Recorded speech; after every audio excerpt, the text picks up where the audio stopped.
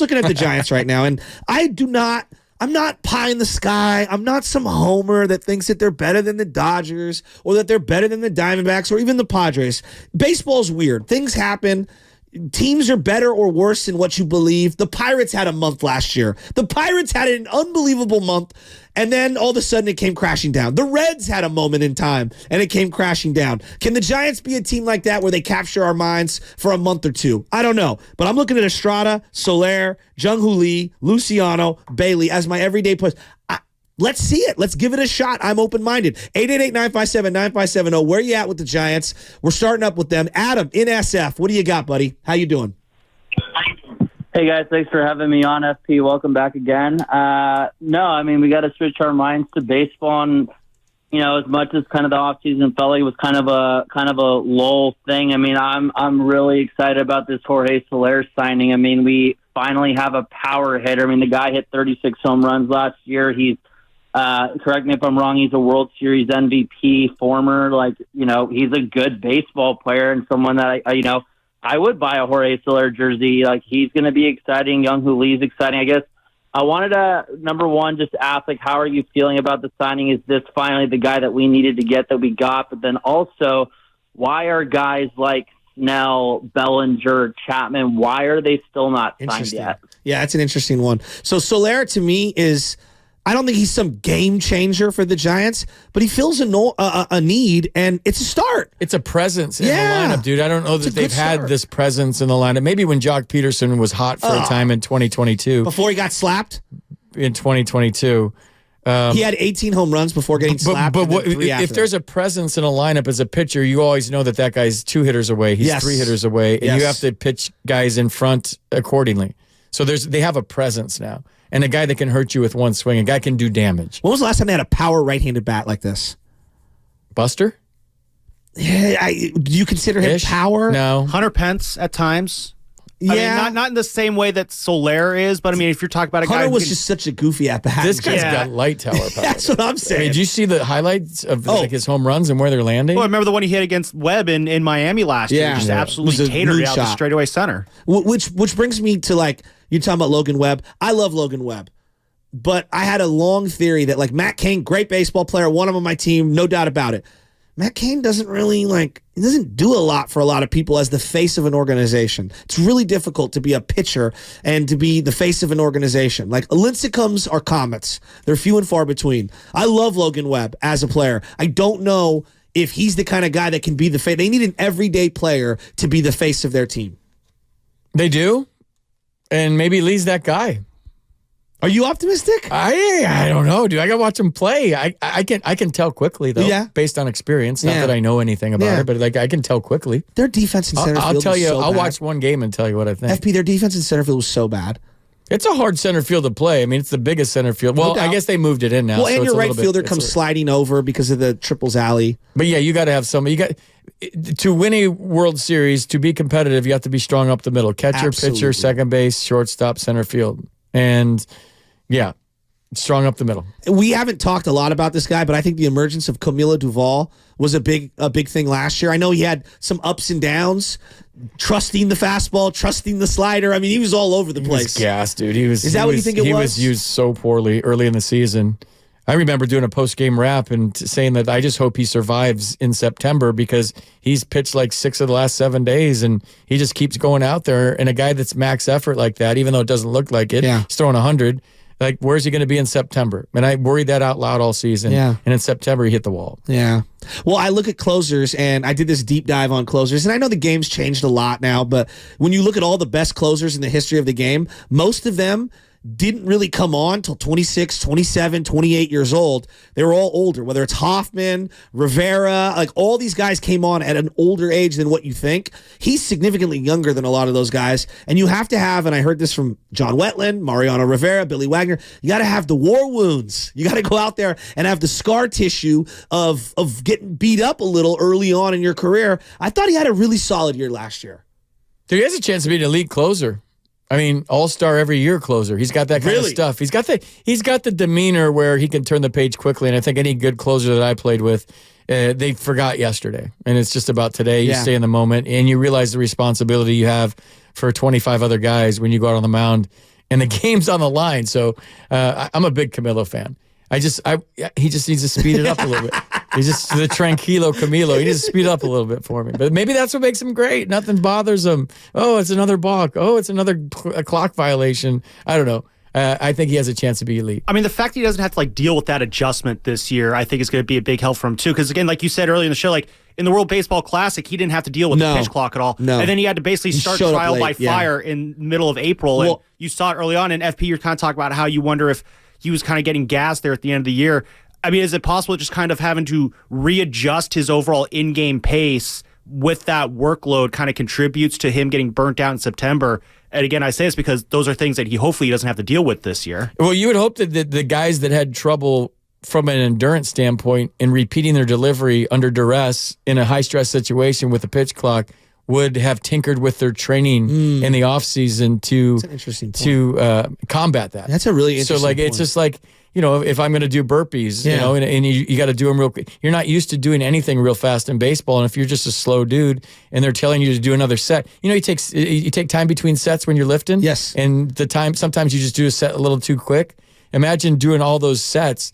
So maybe your training's a little more explosive and based on the clock now. And last year, that was all kind of a sneak attack with these guys. No doubt. Well, and there's all these everyday lineup problems that they had last year. And again, I think they're not perfect, but they're better this year than last year. I guess the question that I'm coming back to, and I look at the bullpen, they've got a variety of arms. The Rogers brothers, Ryan Walker, Tristan Beck. I don't know. I think I'd like to see him start some games this year for the Giants. They've got a nice collection of arms in the bullpen that are very diverse. But if you don't have any starting pitching, you're going to go to the well in the bullpen like he did last year, and you're just going to get everyone's tank on empty, right? They need starters. You got no Stripling this year, no DeSclafani, no Alex Wood. Who's going to start games for them early this year?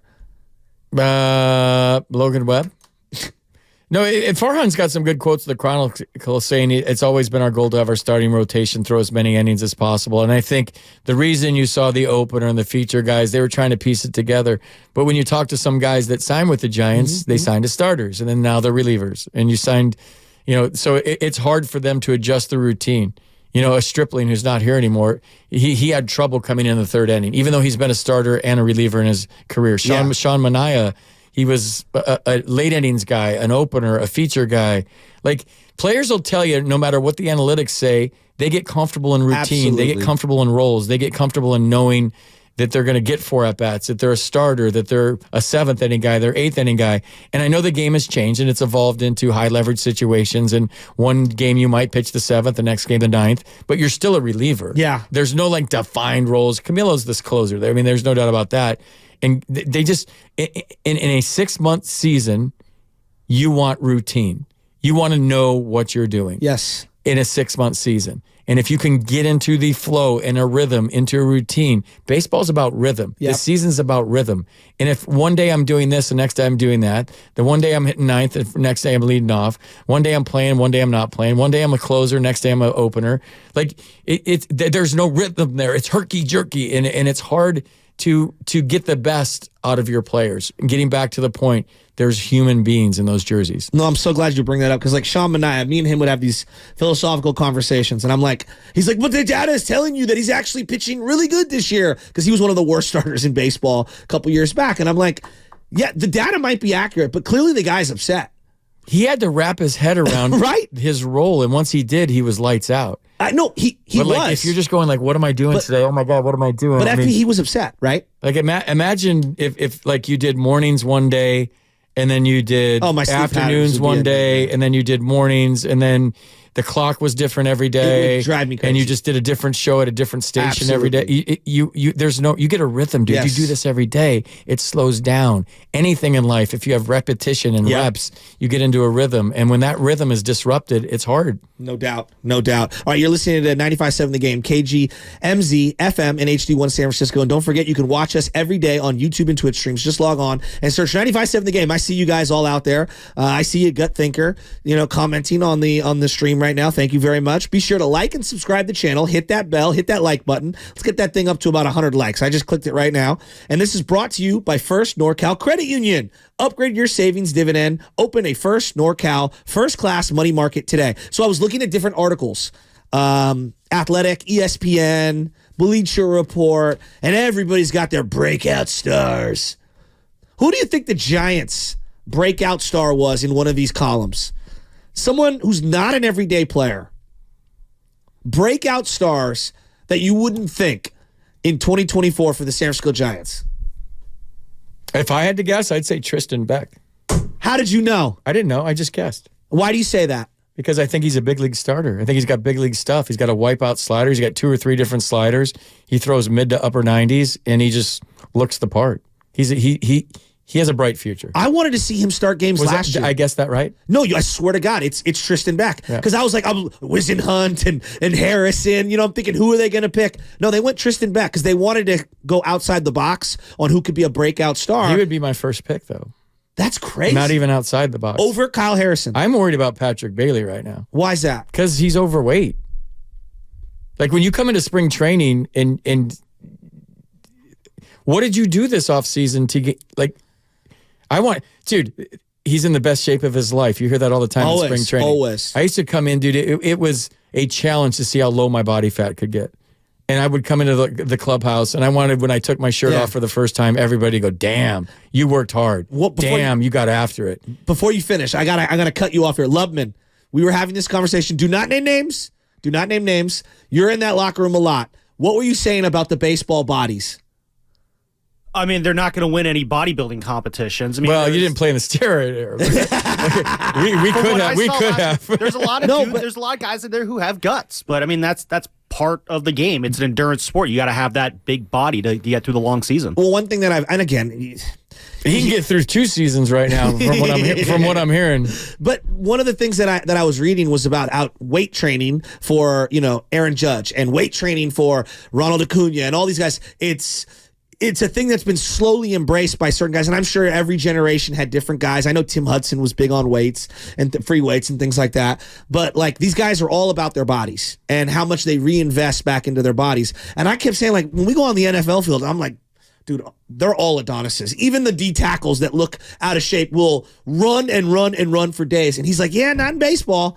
And I couldn't believe, like, even in this era, guys are letting themselves that out of shape. It's not out of shape. It's just the game has developed into more specific training where we used to lift like football players. How much can you bench? How much can you squat? How much can you deadlift? Yeah. And do a lot of curls so you filled out your uniform and looked good in your uni. It wasn't functional. It took me about a month into a season to like deflate to where I got my flexibility back. But now it's not about bulk. It's about being flexible. It's about being wiry. It's about being explosive. So the training has totally changed. A lot of as it stuff. As it should. That's why guys pull the obliques. Yeah. I mean, I see a lot of band work, don't you? We used to have an old saying, you can't pull fat. So like the guys that got too shredded. Wow. The guys that got too shredded would always be the guys that blew their oblique out. And the best shape I was ever in, Joe, in spring training, 2 weeks in, I pulled my oblique. Really? Yeah. Because you just get all tight. Yeah. Right? You get your core all tight, and then you go to swing and it just goes, anyways, yeah, we'll see. I got to get down there before I formulate any opinions, and I'll be down there on the 9th of March. You're super excited. I am, dude. It's baseball. I wish I was there right now. Walk me through this existence, because now I want to know. I'm the kind of guy, like, my glove goes with me everywhere. I got balls in the back of the car. Like, whatever we're at, whatever function, like, we're going to start playing catch, throwing the football, basketball game might break out anytime. You get to spring training, glove? No glove? You start throwing the ball around? No fungo? I haven't hit or done anything baseball related in years. You haven't hit a fungo? It's just being around it, dude. No. Just being around it. It's somebody asked me this the other day. My friend Jerry, you can do the drip thing. He runs the Jerry hotel. Hairston Jr.? He runs the Hotel Villa. Oh. And we were out having beers the other night, and he asked me the most astute question anybody's asked me ever in the history of baseball. He said, when you get to this time of year, do you have a body clock that you work out harder than you normally do? And I'm like, dude, I got goosebumps from that question, because it's kind of like this swallows go back to Capistrano kind of a thing, like this migratory thing that's built into your system for so long that every year in December and January, my workouts ramp up. February, they ramp up. And I don't know. And it's like, I thought about this a couple of years ago, and it's just because it's been so ingrained for 30 or plus years in my lifestyle and what I do that it's still in there. And you just get to this point where you're working out harder and you don't realize it. So when I get to spring training, it's always been my happy place. I hated spring training as a player. It was way too long. Who are you going to search out first? Can we just go play games that count? When you can't play games to beat somebody and it doesn't matter if you win or lose. No, and as a broadcaster, the absolute worst spring training games because they don't count. You can't talk about strategy as an analyst because it doesn't matter. You got kids in there at the end that are trying to make a team, and it's kind of fun to Number watch. 87. But you don't know their names. Yeah. And you just want the game to be over. You're just like, once the 5th inning is done, you're just like, I got to do 4 more innings of baseball that doesn't count. But yeah, all that said, it's baseball season. I can't wait to get down. Scottsdale's the best, dude. It's the best. You're glowing right now. I want to go to Scottsdale. You're glowing. You can do the show by yourself tomorrow. I'm going to hop on a plane to Scottsdale. There's nothing wrong with that. No, I love I'm Scottsdale. Kidding. I'm having fun with Scottsdale's a lot of fun. And I'm actually really excited for baseball this year. I'm really excited for the Giants. And I might be in the minority and people might not be ready for it. And we might be still reeling from the NFL game and the Super Bowl loss. And I understand all that. But once the seasons start changing and the sun starts coming out a little more, the rain starts dissipating, and we get that daylight savings switch. Dude, when you hear John's voice, when you hear Dwayne's voice, that's for me. As a kid in high school driving around in Sacramento, when Hank Greenwald came on, I love Hank. I would just be like, oh, it's baseball season. It was Hank the guy that you grew up listening to? My dad was Lon Simmons, obviously. Yeah, Hank. He was Hank. Yeah, Hank. And now that's the best broadcast crew in baseball, hands down. So there was